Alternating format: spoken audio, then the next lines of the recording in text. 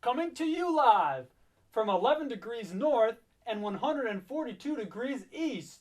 It's Isn't That Something? With your host, a man who also just needs some space, Deborah, Gil Gunkelman.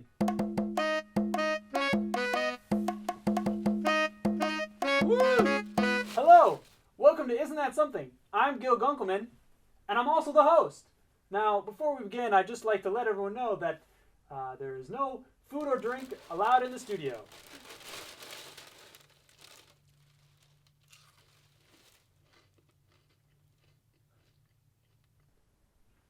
Just thought I'd throw that out there.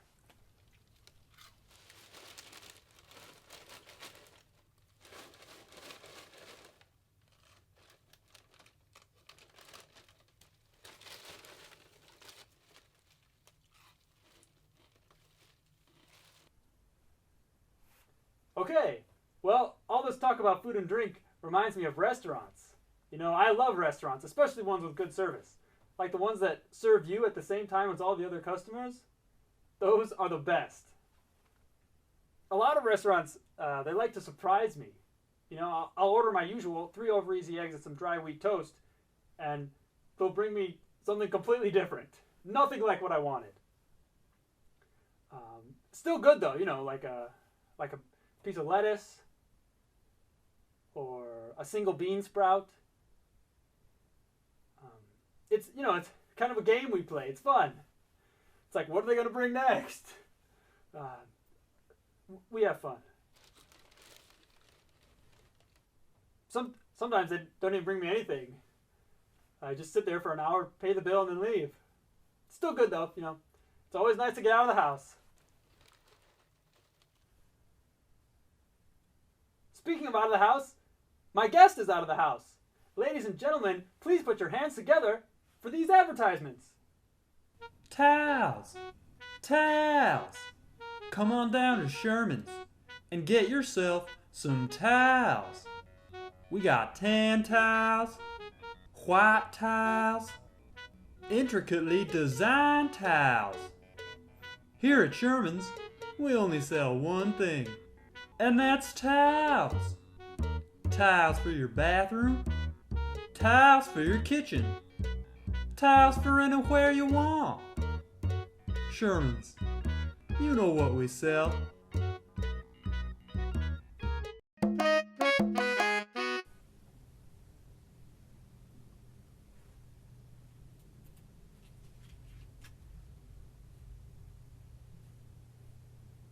What? Oh, Evander Glassy.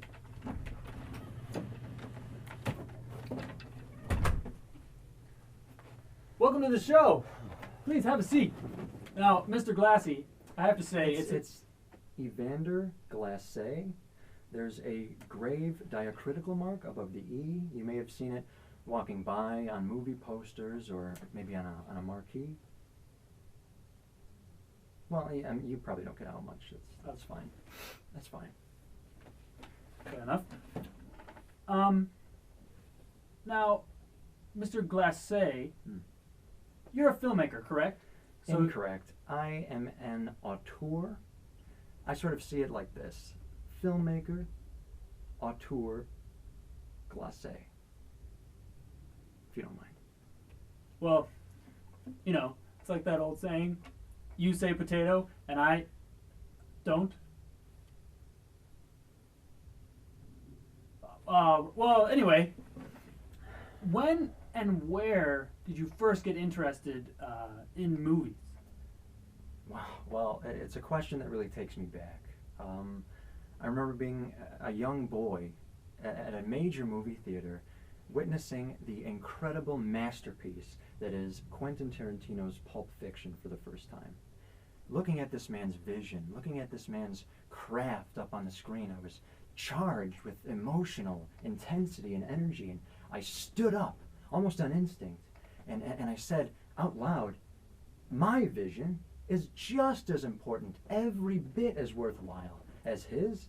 People need to experience this vision. They need to know how important I am. and it started there. It started there. And where was this? It was the Dingo Theater. Dingo, with dingoes in the theater? No. Oh, they weren't. Okay. No. Let's talk about your cinematic debut. Can you tell me a little bit about that? I certainly can.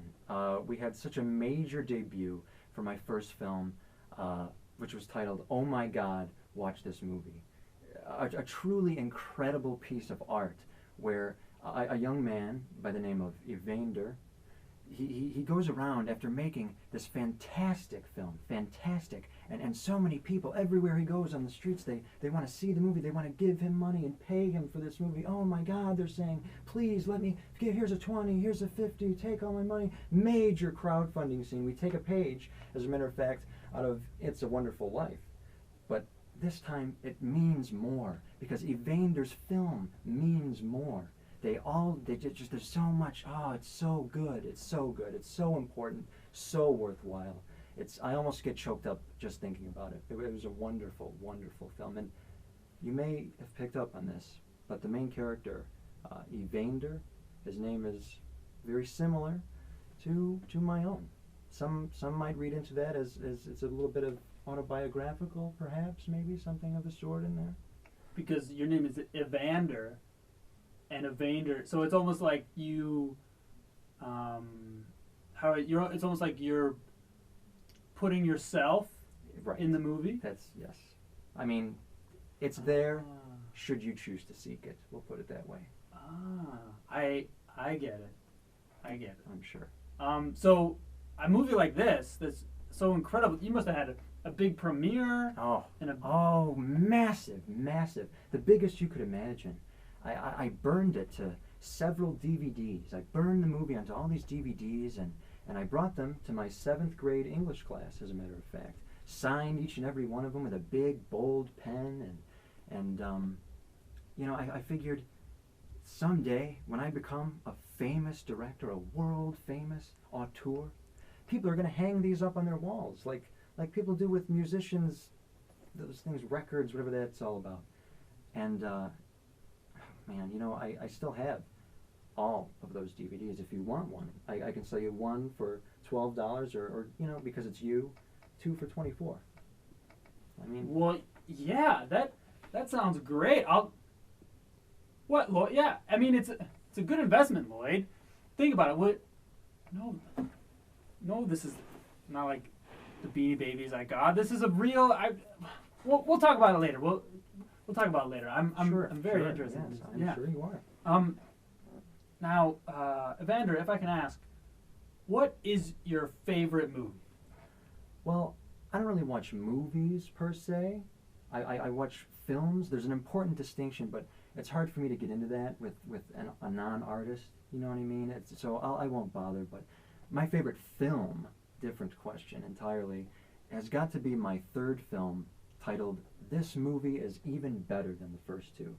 And in this one, that character we talked about, Evander, takes his career to a whole new level. He creates his magnum opus, an absolute worthwhile, completely enthralling masterpiece. And he tours it all around the world. Every single human being ends up seeing this film, as a matter of fact, along with some animals. And they all unanimously decide that Evander should be the director of a little film we like to call Life. Did I say Evander? I meant Evander, of course. Oh, the character in the that's course, making yes. a movie in the film itself. Yes. Right. Well, think about that movie. That sounds so relatable. Really, it's interesting you use that word. And it speaks to the art itself, because critics have said, are saying now, and will probably continue to say, that film is the most relatable piece of art ever made. I mean, it sounds incredible. It really, to have all those people, I mean, except for the animals, obviously, that's, I don't know. Anyway, Evander, do you have any more buns in the oven? You know, as they say in the biz. Films? Any more films? I do, as a matter of fact. I'm working on something right now.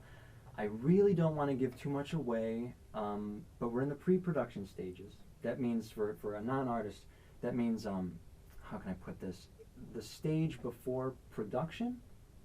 And the film is about a character who is on the pre-production stages of his new film. And this time, you know, it's going to really bring out some serious, honest, genuine, important questions, talking about just the struggles of life, the adversities that we all face. It's so important. It's so worthwhile. And the film's title is Important, a Worthwhile Cinematic Experience. It's brilliant. It's brilliant. I mean, that sounds like the best. I mean, It is. that sounds like I would watch that movie. No, I would watch that I'm sure you movie. That sounds like a great movie that I would. I mean, It's a film. right. Well, yeah. That's well, movie maker Evander Glassy, everyone. Stick around, and we'll be.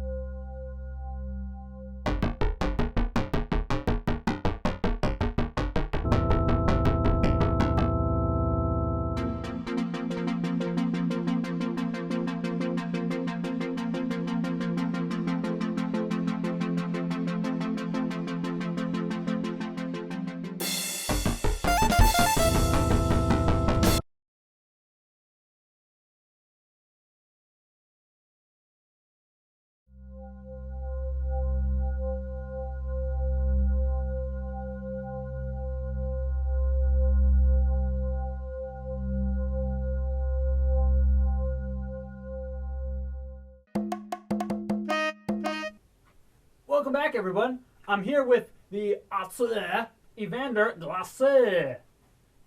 Thanks for being here, Evander. We're about to play our new game, Who Said It? Where I say a quote and Evander has to guess who said it. Ready to play? Yeah. Let's get right to it. Our first quote is, all we have to do is feed it, it'll shut up. No, that's from the 1987 film Three Men and a Baby. And who said it? That is the architect, Peter Mitchell, played by Tom Selleck. Correct. We got one right, but we have our next quote is coming up. Here we go. We are not in Kansas anymore. Oh, well, that's easy. That's Dorothy from The Wizard of Oz. Incorrect. We were looking for Carrie Bradshaw in Sex and the City 2. That was my second choice. Okay, keep it going. Well, pull yourself together because it's time for our third quote. Here we go. If we do this my way. That's got to be whoever Nicolas Cage plays in National Treasure. Incorrect. That was my dentist. Told me that last week. Said that hand soap is not interchangeable with toothpaste. Who knew? All right, you've gotten one right, but you've also gotten two wrong. That means the best you can do is finish at .500. Are you ready for your last quote? Yeah, I'm ready. Here we go. Oh, well that's easy. That's Dorothy from The Wizard of Oz. Is that me from a minute ago? Correct! Well, that concludes our game of Who Said It? Thanks for playing, Evander. And thanks all of you for watching at home. This has been Isn't That Something? I'm your host, Gil Gunkelman. Now, real quick, before we hit credits, I'd just like to say...